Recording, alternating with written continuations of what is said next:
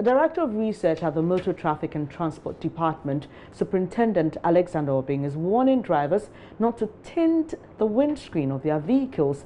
Cars with tinted windscreens are now becoming a trend, leaving law enforcement agencies concerned.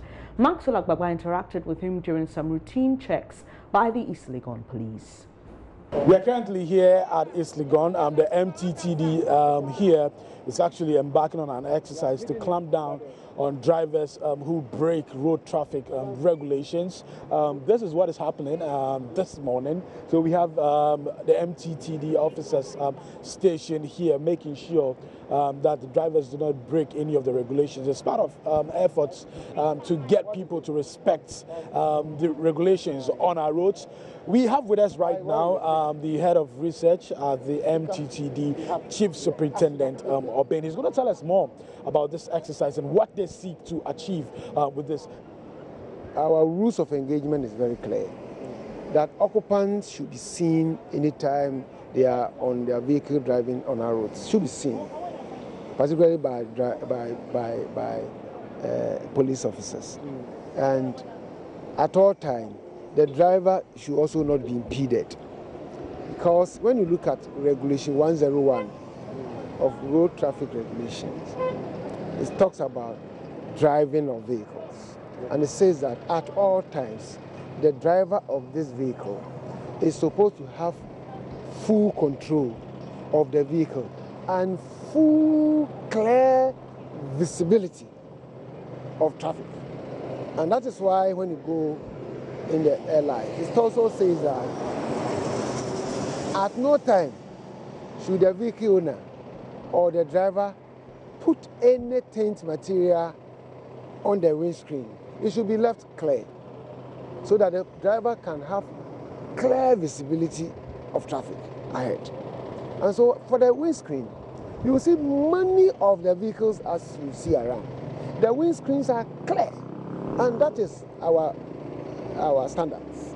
So when you see a driver putting any tint material on the windscreen, he or she has gone his own way, and it's a clear infraction.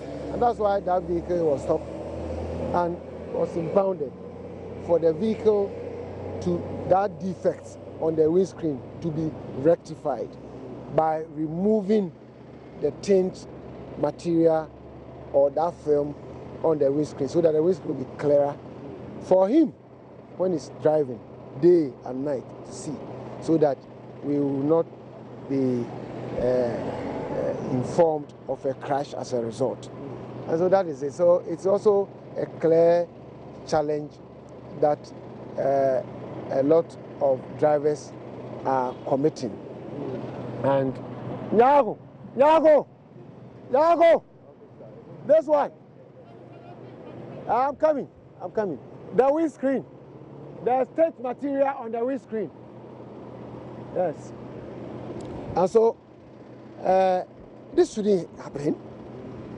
I want to ask drivers in Ghana, why do you go your own way to construct the vehicle contrary to the acts and the regulation on our road by even putting tint material on your windscreens? Why?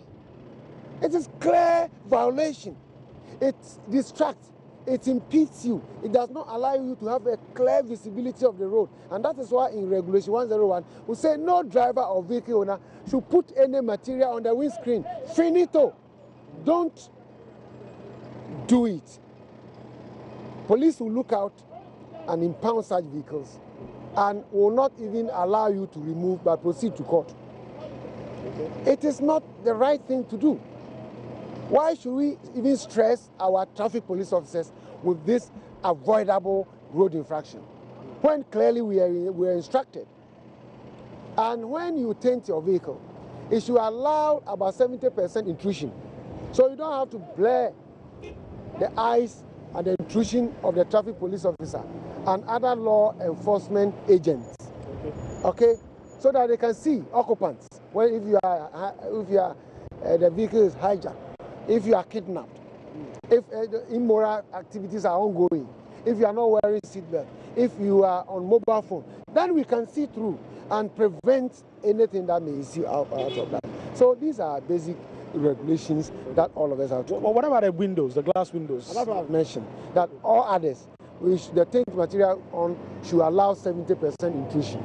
Okay. And that's what I've talked about. That. But for the windscreen, not at all? Nothing. It should be left clear. Okay. Yes. It doesn't matter whether, and there are people who give excuses. Oh, it was the manufacturer who did it. A manufactured vehicle with tint windscreen, don't buy it. Vehicle. Okay. Well, finally, before we go, what do you think is the way forward for those who are breaching the regulations? You're arresting them today. Are you going to prosecute them? What exactly are you going to do? What's the way forward? Oh, in the month of January this year,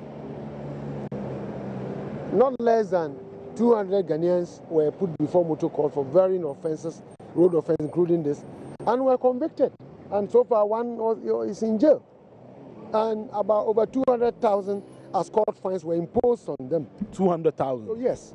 In which month? January alone? January alone. 200,000 drivers. 200,000 Ghana cedis were imposed on those who were found to have committed varying offences.